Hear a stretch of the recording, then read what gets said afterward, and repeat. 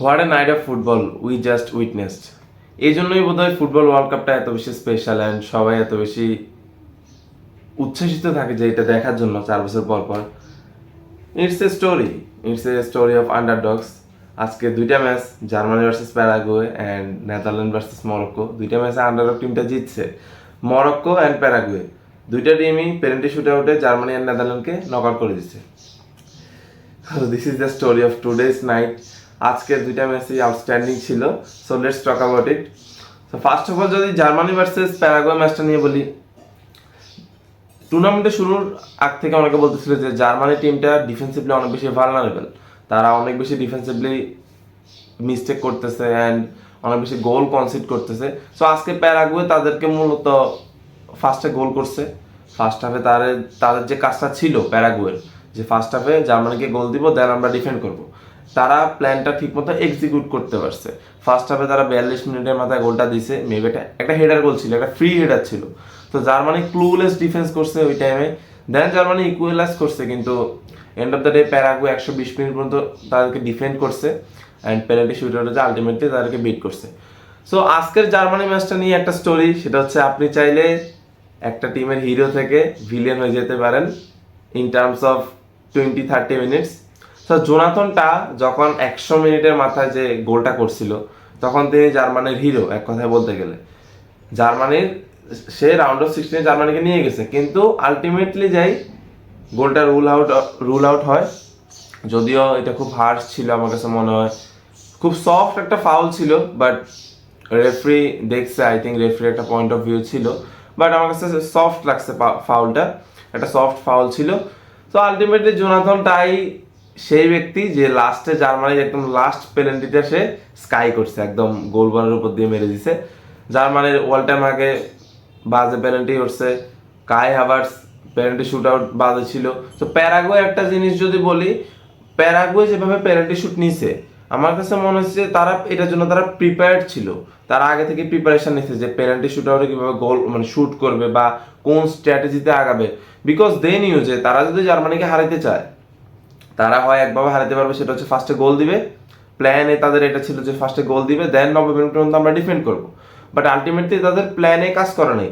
Germany পরে ওদের যে ফার্স্ট গোলটা জার্মানি দিয়ে দিছে, সো তাদের সেকেন্ড প্ল্যানটা এটাই ছিল যে আমরা 120 মিনিট পর্যন্ত জার্মানির সাথে খেলবো অ্যান্ড পেনাল্টিতে 50-50, ইউ নেভার নো, পেনাল্টিতে যে কোনো কিছু হইতে পারে।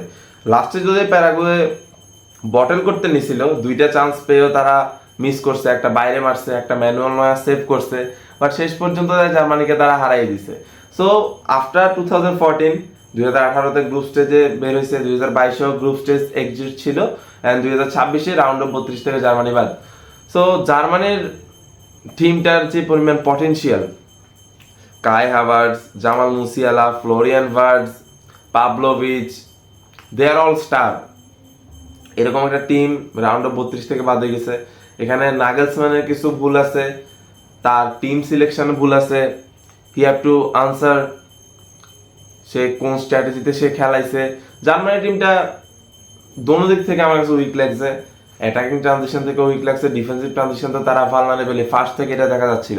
আইভরি কোস্টের সাথে তারা হাঁটতে হাঁটতে জিতছে, ইকুয়েডরের সাথে তারা হেরে গেছে। তারা ফার্স্ট ম্যাচটা কুরাসাওয়াকে শুধু 7 গোল দিয়েছে, একটা ক্লিন সুইপ ছিল তাদের। এছাড়া দুটোটা ম্যাচে তারা মোটামুটি ক্লুলেসই ছিল বলতে গেলে গ্রুপ স্টেজে। তো আলটিমেটলি প্যারাগুয়ের সাথে আজকে তারা হেরেই গেছে। সো প্যারাগুয়েকে কনগ্রাচুলেশন, জার্মানিকে আর কি বলবো, 2014 সালে ব্রাজিল আর আর্জেন্টিনাকে হারানোর পর তাদের অভিশাপটা মনে কাটতেছে না। So Germany bad luck, better luck next time. So next যে ম্যাচটা Morocco versus Paraguay, I have to say one thing about Morocco, that is Morocco হচ্ছে একটা টিম যারা কাউকে ওয়ার্ল্ড কাপ জিততেও দিবে না, নিজেরাও জিতবে না। তারা গত বছর স্পেনকে বাদ করছে, পর্তুগালকে বাদ করছে, আলটিমেটলি যে ফ্রান্সের কাছে হারছে, ডিক্টেটর এমবাপ্পের কাছে যে হেরে গেছে। সো এইবারও তারা শুরু করছে নতুন একটা রান, নেদারল্যান্ডকে বাইট করছে। নেক্সট মেবি কানাডার সাথে খেলবে, আই থিঙ্ক তারা জিতে যাবে। তারপর মেবি ফ্রান্সের সাথে, তারপর মেবি ফ্রান্স না, আই ডোন্ট নো তারপর কার সাথে দেখা হবে।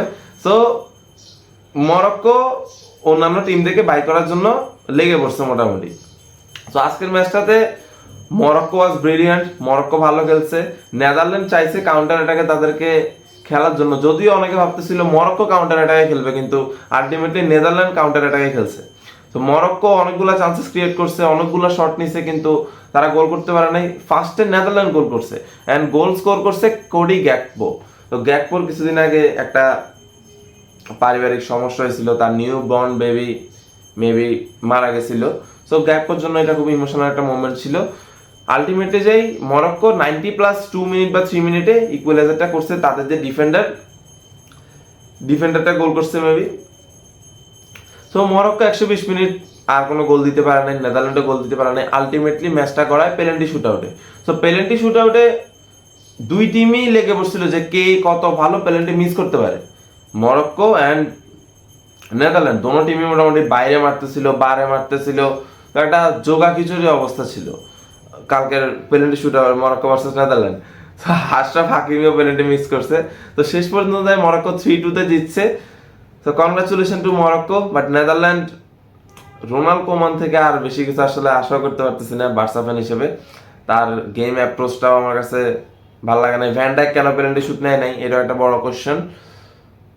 So Morocco did A brilliant job. তারা আবারও রাউন্ড অফ 16-তে গেছে, তারা আবার একটা রান মেক করার ট্রাই করতেছে ওয়ার্ল্ড কাপে। অ্যান্ড যারা বলতেছিল যে ব্রাজিল কেন মরক্কোর সাথে জিততে পারে নাই, that is the example. This Morocco team is brilliant, they have some good bowlers.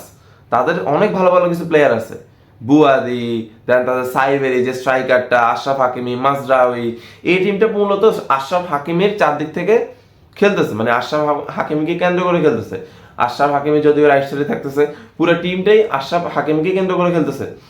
So Morocco টিমটা অনেক বছর থেকে ভালো খেলতেছে। তো তারা ওয়ার্ল্ড কাপ জিততে পারবে কিনা জানি না, বাট তারা আসছে যাতে অন্যান্য বড় টিমগুলো ওয়ার্ল্ড কাপ না জিততে পারে। So it was A brilliant night of football. দুইটা আন্ডারডগ টিম দুইটা বড় টিমকে হারাই দিচ্ছে। অ্যান্ড আরেকটা ব্যাপার হচ্ছে সাউথ আমেরিকান টিমদেরকে নিয়ে অনেক সময় কথা হয় যে ইউরোপের টিমগুলা ইউরো খেলে, তারা তারা অনেকটা কঠিন বাছাই পড়ার মাধ্যমে ওয়ার্ল্ড কাপে খেলে, সাউথ আমেরিকান টিমগুলো এত বেশি ভালো না। সো সাউথ আমেরিকান টিমগুলো দেখাচ্ছে যে they can beat anyone in their day. Ecuador জার্মানিকে হারাইছে, প্যারাগুয়ে জার্মানিকে হারাইছে।